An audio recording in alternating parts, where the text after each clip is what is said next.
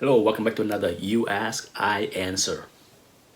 Nick, did you foresee a downturn or crash in the comic market last year? The honest answer, no.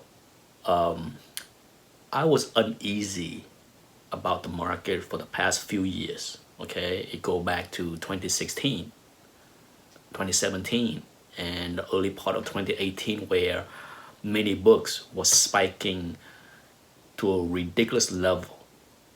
Big keys, not just the hard spec book that you see typically, but big keys like the Hulk 181, the Amazing Fantasy 15.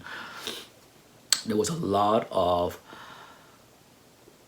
overprice that happened in the previous 2 or 3 years prior to the downturn in 2019. So for me, I was uneasy in those years, and if you watch my channel, you certainly don't see any videos, even if you go back 7 years, on top 5 books to invest now, top 10 books to invest right away, or whatever the headline is. There's a lot of catchy headlines that you see all over YouTube's in the past few years, right? Do you see any of that on my channel? Because I was uneasy. The honest answer is sure. I was uneasy about the market for multiple years now. And I started to sell a lot of my big keys before 2018. Okay, so it was not that I foresee 2018 to be the top. A lot of it is just timing, luck, more so than any kind of intuition, to be blunt. Sure, it just had to be a happy coincidence that I had a goal of completing a run of Silver Age, X-Men, Spider-Man, and Fantastic Four for the past few years, and it just happened that I was able to do a lot of that prior to 2017.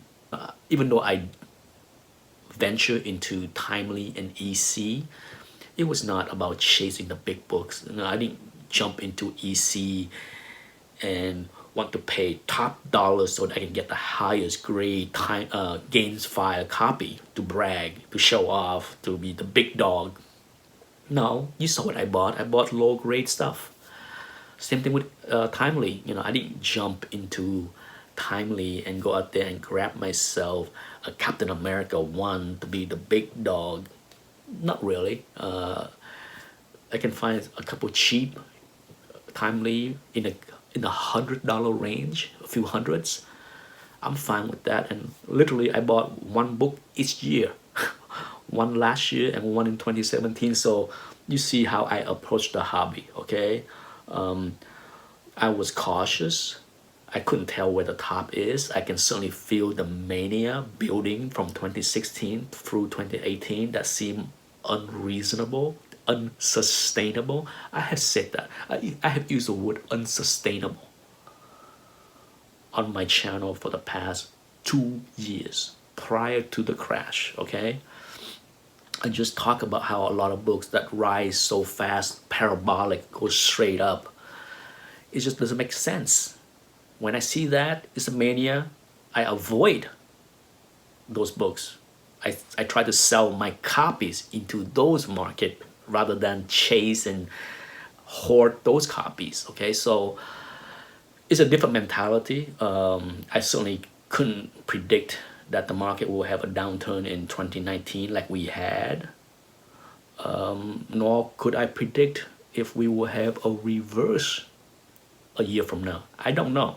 Okay, my approach to this hobby in a sensible way for me, I think saved me from a lot of the bad things. I was just lucky that I approached it for the past few years where I said to myself, I don't need high grade slabs or anything.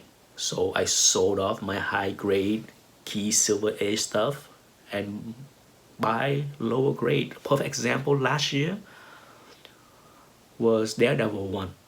I had an 8.0 copy that I sold. made really good money on that. And I used a portion of the profit to buy a lower grade. I mean, it's not like low grade beaters. It was probably,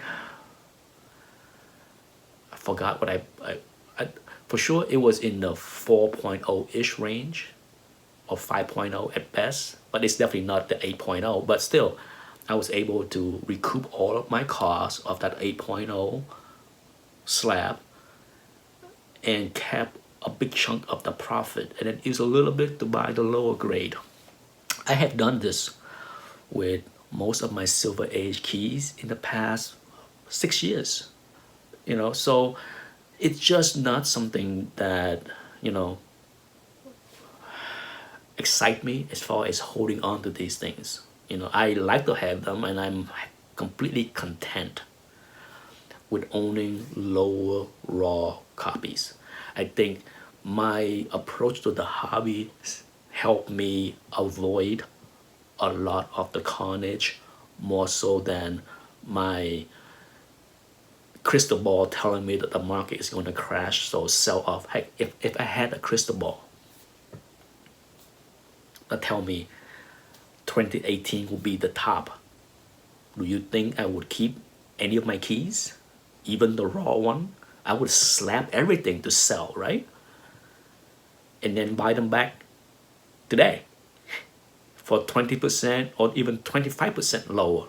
Yeah, who would want to do that? There you go. There's my answer. I did not foresee the crash of 2019. Thanks for the question. Bye bye.